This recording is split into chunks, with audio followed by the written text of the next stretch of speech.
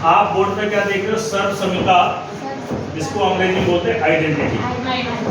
a minus B में एक bracket, a plus B का एक ब्रैकेट, इन दोनों को गुणा करते हैं तो मिलता है a square minus b square. ये सर्व समीका आपकी किताब में है और आपने इससे संबंधित तमाम सवाल भी किए।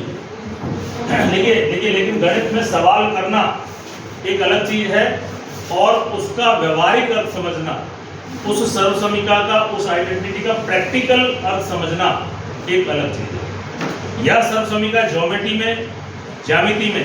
में किस तरह से काम करती है, किस तरह से इसको निरूपित किया जाता है, मैं आपको बताने की कोशिश करता हूँ। देखिए उसके लिए हम क्या करते हैं, a और b के कुछ मान ले लेते हैं। माना कि a की जगह हमने ले लिया a बराबर 5 और b बराबर ले लिया 3। तो देखो यहाँ 5 ले रहे हैं हम, 5 माइनस 3 एक ब्रैकेट हो गया और यहाँ 5 प्लस 3 और यहाँ पे हो गया 5 का वर्ग माइनस b की जगह 3 का वर्ग। हमने कुछ नहीं किया है, जहां जहां a दिख रहा है वहां 5 कर दिया है, जहां जहां b दिख रहा है वहां पे हमने 3 कर दिया है और जैसे जैसे सर्व समीका में वैसे वैसे हमने। अब देखिए 5 माइनस 3 कितना होता है? 2 गुणा 5 प्लस 3 कितना होता है? 8 और यहाँ पे कितना आ जाएगा? 5 का वर्ग। 5 का वर्ग का मतलब हो गया 5 गुणा 5। वर्ग का मतलब होता है एक संख्या को 2 बार गुणा करना और माइनस 3 गुणा 3। तो देखिए पहले इसका अर्थ समझिए, 2 गुणा 8, 2 गुणा 8, इसको समझने की कोशिश करिए। ये कितना है? 1 और 2। इधर गिनिए, 1 2 3 4 5 6 7 8।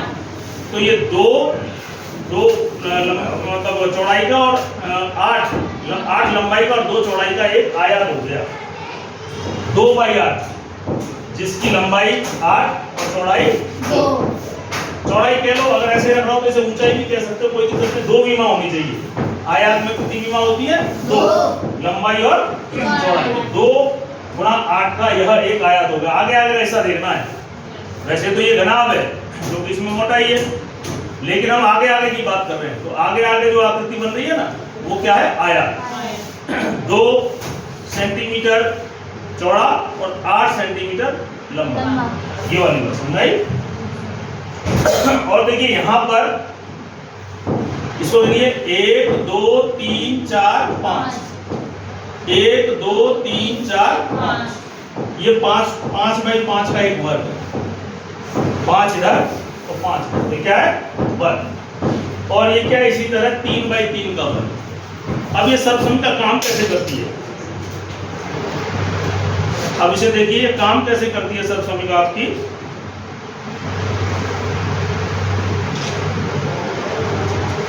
देखिए ये तो कौन सा पक्ष है आपका? ये वाला, क्या है ना। अब इसको देखिए, ये 5 गुणा 5 का एक वर्ग है। 5 गुणा 5 के वर्ग में से एक 3 गुणा 3 का एक वर्ग क्या कर दो? इधर देखो क्या है? घटा दो।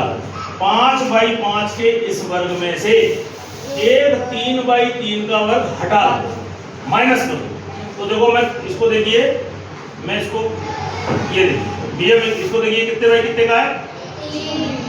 1 2 3, 1 2 3, ये 3/3 का है। इस 5/5 में से 3/3 का मैंने हटा दिया, तो ये वाला हिस्सा, ये वाला हिस्सा और ये वाला हिस्सा बराबर होना चाहिए, ऐसा सर्व समीका कह रही है।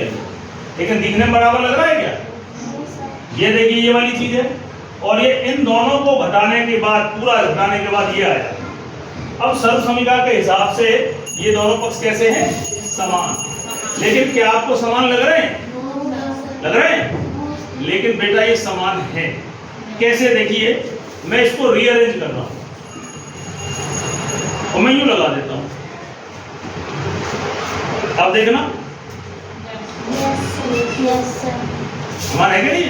तो ये सब समीकरण कह रही है समान है, तो वो समान होना भी चाहिए।